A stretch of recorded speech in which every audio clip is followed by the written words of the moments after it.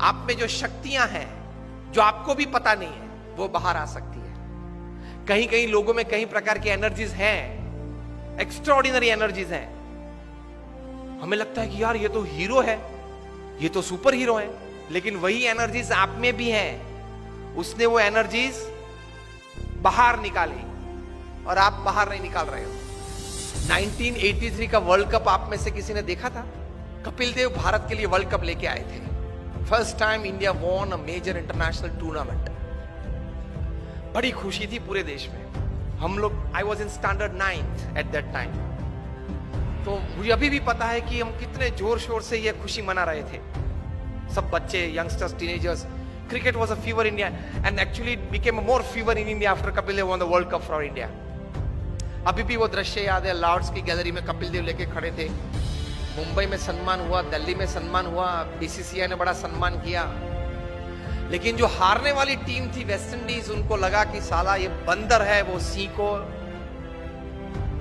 सोता था सिंह तो झाड़ पे से नीचे उतर के एक चाटा मार के वापस ऊपर चढ़ गया। West Indies was a very powerful team. 1975 की वर्ल्ड कप उन्होंने जीती थी, 1979 की वर्ल्ड कप भी उन्होंने जीती थी और 83 की वर्ल्ड कप फाइनल में भी आ गए थे। और भारत तो उनके लिए मच्छर था, ऐसे ही क्रश कर डालेंगे। उनका एटीट्यूड बन गया था ओवर कॉन्फिडेंस का। और वेस्ट इंडीज की ये पावरफुल टीम, उन लोग ये लोग बैलेंस करते थे। क्लाइव लॉयड जो कैप्टन थे, जिन्होंने 20 साल तक क्रिकेट जगत पे राज किया, ये मानते थे कि कोई ऑलराउंडर की जरूरत ही नहीं है। 6 बैट्समैन, 4 बॉलर और 1 विकेट कीपर।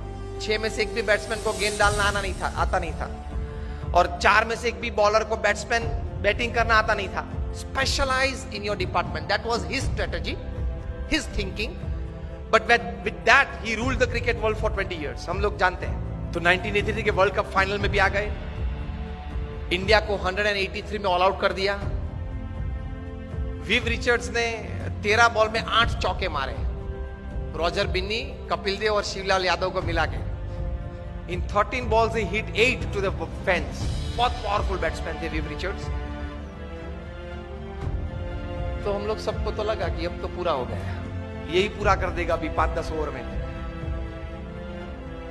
लेकिन एक मिस्क्यूट शॉट उन्होंने मारा और कपिल देव जान लगा के दौड़े थे। अगर जिसने देखा होगा, अभी भी मैं जब बात कर रहा हूं तो I can see the video in front of me.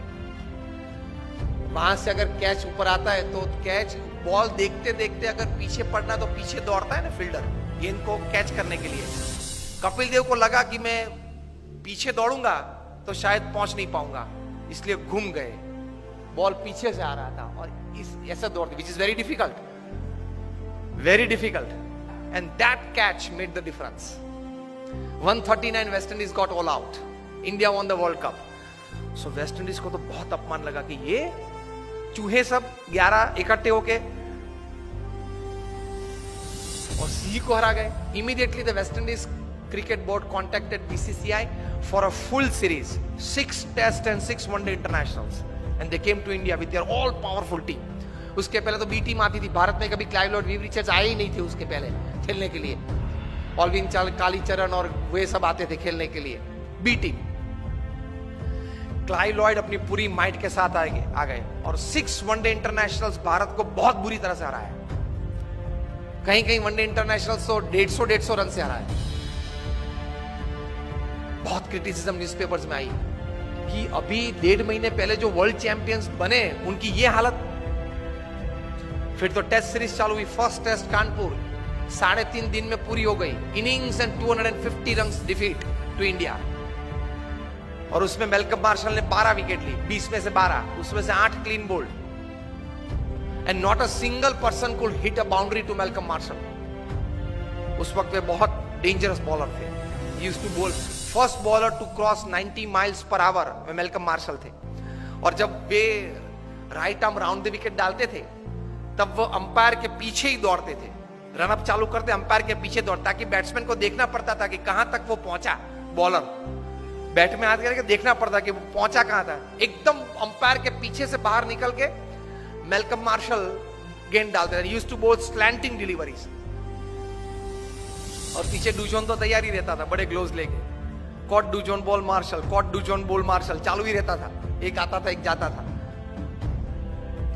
किसी को भी गलती से भी कट नहीं लगी कि स्लीप के ऊपर से गेंद चली जाए और थर्ड मैन पे एक बाउंड्री मिल जाए, ऐसा भी नहीं हुआ था।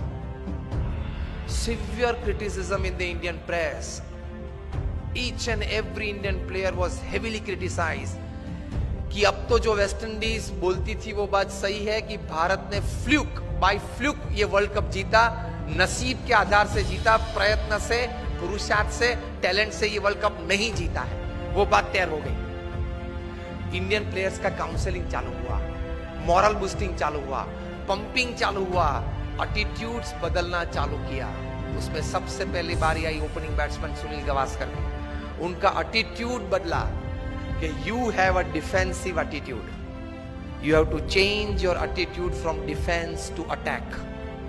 If Malcolm Marshall is a great bowler, you are a great batsman. If he can bowl so well, you can bat so well. Gavaskar का attitude change किया because you start the Indian innings, you are the opening bat. आप जिस प्रकार से खेलेंगे उस प्रकार से पूरी टीम खेलेगी, नतीजा पहले से चालू हो जाएगा। And Gavaskar said what? He was counseled, change your attitude from defense to attack. Gavaskar defensive batsman थे, वे टेस्ट बैट्समैन थे, वनडे इंटरनेशनल के नहीं थे। सचिन तेंदुलकर टेस्ट और इंटरनेशनल दोनों के थे, 2020 के नहीं थे। क्रिस गेल है वो 2020 और इंटरनेशनल के है, टेस्ट के नहीं है, अलग अलग रहता है। सुनील गावस्कर को बताया गया कि change your attitude, you will get success. और आप जो बैट डिफेंस करते हो वो जरा stroke, create a stroke on every ball. Marshall is a master bowler, you are a master batsman, the little master उनके लिए पहले नाम था। The moment Gavaskar changed his attitude, his batting changed, results changed, overall outcome changed. और 6 में से हम लोग 3 टेस्ट मैच तो फिर भी हारे, लेकिन 3 टेस्ट मैच बचा सके, वो गावस्कर का एटीट्यूड अटैकिंग हुआ इसलिए। दूसरी टेस्ट थी फिरोज शाह कोटला पे दिल्ली में, West Indies won the toss and send India into bat. और सब बुकीज ने तो ये सोच रखा था कि 7 या 8 विकेट गिर जाएगी लंच के पहले 150 में। गावस्कर का एटीट्यूड बदल दिया था, उन्होंने भी बदला था। क्या? From defence to attack. Gavaskar attacked Marshall from day 1, from ball 1, और पहले ही ओवर में गावस्कर ने 4 चौके मारे। मार्शल अपनी वेस्ट पे हाथ लगा के पिच के बीच खड़े रहे और गावस्कर के सामने देख रहे। Years later, Marshall would write in his autobiography that from Firoz Shah Kotla's innings, I could see a change in Gavaskar's attitude. And that change in attitude brought out the attacking nature in his batting, and that changed the overall result, outcome of the series. और गावस्कर ने lunch के पहले century बनाई, 107 not out. और final 6th test में चेन्नई पे चेपॉक पे 236 not out in the 4th innings of the test to save test for India. 2 दिन खेले 236 बनाने के लिए, लेकिन बचा दी टेस्ट। वो लिखते हैं इस पुस्तक में कि भारत में से अगर ताजमहल चोर के ले जाना है ना तो लेकर सकते हैं, लेकिन गावस्कर का जो स्ट्रेट बैट डिफेंस है उसको तोड़ना बहुत डिफिकल्ट है। तो एटीट्यूड ये रहना चाहिए। अगर एटीट्यूड सही नहीं रहा तो कितनी भी अच्छी व्यवस्था हो, कितना भी अच्छा मार्गदर्शन हो, फिर भी आप रिजल्ट प्रोड्यूस नहीं कर पाओगे। दुनिया भर के ट्रांसपोर्ट मिनिस्टर्स की एक मीटिंग थी लंदन में, ट्रैफिक रूल्स एंड रेगुलेशंस की चर्चा करनी थी, इंटरनेशनल स्टैंडर्डाइजेशन कुछ रूल्स एंड रेगुलेशंस का करना था। इसमें इटाली के ट्रांसपोर्ट मिनिस्टर को कुछ बात करनी थी। बात करने के लिए खड़े हुए बोले कि ट्रैफिक लाइट्स हमने सब शहर में रखी है, लेकिन कोई शहर में अच्छी व्यवस्था है, कोई शहर में अच्छी व्यवस्था नहीं हो पा रही है। सबने पूछा क्यों? रोम में इंस्ट्रक्शंस देखते हैं तो फॉलो करते हैं, नेपल्स में सजेशंस देखते हैं। और जो हमारा माफिया टाउन है सिसिली, वहां people look at traffic lights like a Christmas decoration. लाल पीली अच्छी होती है, मजा आता है देखने में। व्यवस्था तो सब जगह पे थी। रोम में इंस्ट्रक्शंस देखते थे तो अच्छी व्यवस्था थी, नेपल्स में सजेशंस देखते थे तो चलता रहता था, और सिसिली में उसी क्रिसमस लाइट को दिवाली या क्रिसमस का डेकोरेशन देखते थे कि लाल पीली अच्छी होती है, मजा आता है देखने में। तो कोई व्यवस्था नहीं थी। व्यवस्थाएं सब एक प्रकार की हैं, रिसोर्सेज सब एक प्रकार के हैं, लेकिन नतीजा, रिजल्ट्स पीपल के एटीट्यूड से आते हैं। इतनी ताकत है एटीट्यूड में। व्यवस्थाएं तो थी, लेकिन परिणाम मिलते हैं या नहीं मिलते हैं एटीट्यूड्स पे डिपेंड करते हैं। तो एटीट्यूड्स में ये ताकत है।